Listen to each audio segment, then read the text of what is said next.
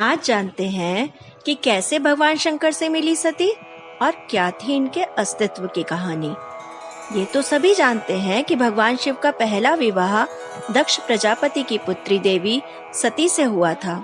लेकिन क्या किसी को इस बात का पता है कि सती का जन्म कैसे हुआ? तो आज हम आपको सती के अस्तित्व से जुड़ी इस कहानी के बारे में बताते हैं। पौराणिक कथा के अनुसार दक्ष प्रजापति की सभी पुत्रियां गुणवान थीं, लेकिन फिर भी दक्ष के मन में संतोष नहीं था। वे चाहते थे कि उनके घर में एक ऐसी पुत्री का जन्म हो जो सर्वशक्ति संपन्न हो। इसी बात को विचार करते हुए उन्होंने पुत्री के लिए तप करना शुरू कर दिया। तप करते करते अधिक दिन बीत गए तो भगवती आद्या ने प्रकट होकर कहा, मैं तुम्हारे तप से बहुत प्रसन्न हूँ। तुम किस कारण तप कर रहे हो? दक्ष ने तप करने का कारण बताया तो माँ बोली, मैं स्वयं पुत्री के रूप में तुम्हारे यहाँ जन्म लूंगी और मेरा नाम सती होगा। कुछ समय बाद भगवती आद्या ने सती के रूप में दक्ष के यहाँ जन्म लिया। सती दक्ष की सभी पुत्रियों में सबसे अलौकिक थीं। सती ने बाल्यावस्था में ही कई ऐसे आश्चर्यचकित करने वाले कार्य किए जिन्हें देखकर स्वयं दक्ष को भी विस्मयता होती रहती थी। लेकिन जब सती विवाह योग्य हो गईं, तो दक्ष को उनके लिए वर की चिंता होने लगी। उन्होंने ब्रह्मा जी से इस विषय में परामर्श किया। ब्रह्मा जी ने कहा कि सती तो आद्या की अवतार हैं। आद्या आदि शक्ति और शिव आदि पुरुष हैं। अतः सती के विवाह के लिए शिव ही योग्य और उचित वर हैं। लेकिन दक्ष को शिव पसंद नहीं थे। उनका कहना था कि वे हमेशा गले में सांप और शेर की खाल पहने घूमते रहते हैं। लेकिन सती की जिद के आगे उनको मानना पड़ा। अंत में सती का विवाह भोलेनाथ से ही संपन्न हुआ। एक बार देवलोक में ब्रह्मा ने धर्म के निरूपण के लिए एक सभा का आयोजन किया और वहाँ सभी बड़े बड़े जन शामिल हुए।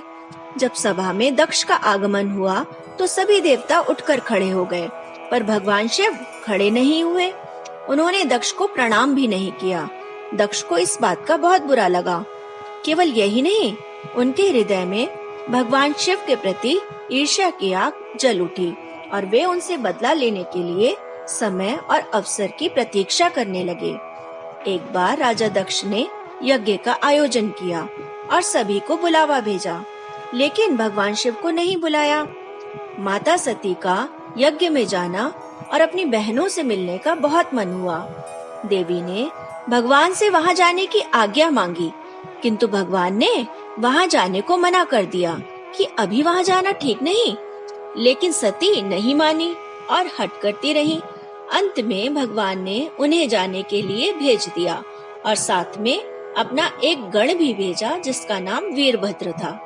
जब सती अपने मायके पहुंची तो राजा दक्ष ने उनसे उनके पति शिव के बारे में बहुत कटु और अपमानजनक शब्द कहे, लेकिन देवी सती काफी समय तक मौन रही।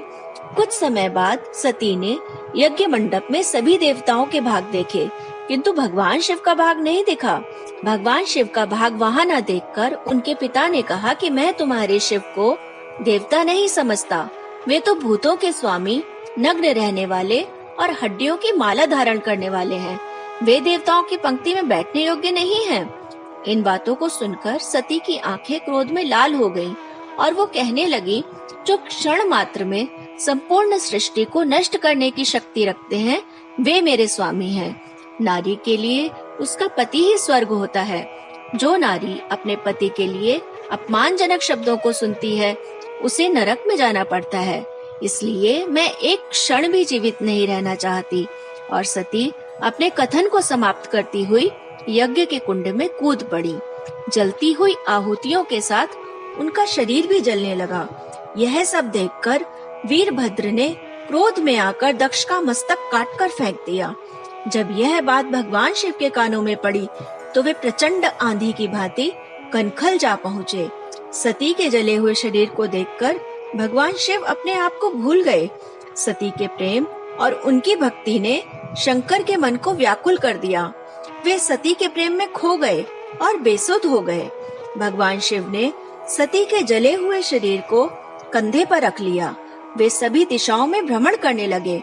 शिव और सती के इस अलौकिक प्रेम को देखकर पृथ्वी रुक गई, हवा रुक गई, जल का प्रवाह ठहर गया और देवताओं की सांसें भी रुक गईं।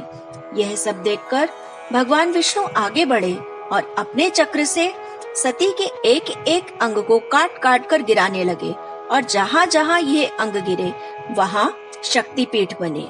यह सब होने के बाद भगवान शिव को कुछ होश आया और पुनः सृष्टि के सारे कार्य चलने लगे। तो दोस्तों, ये थी आज की कहानी। अगर आपको ये कहानी अच्छी लगी हो तो इसे लाइक करें, शेयर करें और मेरे चैनल मनमोहक कहानियाँ को सब्सक्राइब करना ना भूलें। तो मिलती हूँ फिर एक नई कहानी के साथ। Till then, bye.